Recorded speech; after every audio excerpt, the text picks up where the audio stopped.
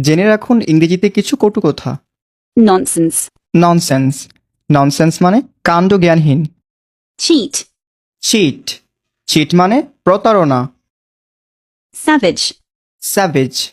Savage মানে অসভ্য। callous, খ্যালস। খ্যালস মানে নিষ্ঠুর। damn it, dammit. ড্যামিট মানে দূর ছাই। dissolute, ডিসিলুট। ডিসিলুট মানে চরিত্রহীন। devil, devil. ডেভিল মানে শয়তান। scoundrel, scoundrel. স্কাউন্ড্রেল মানে বখাটে।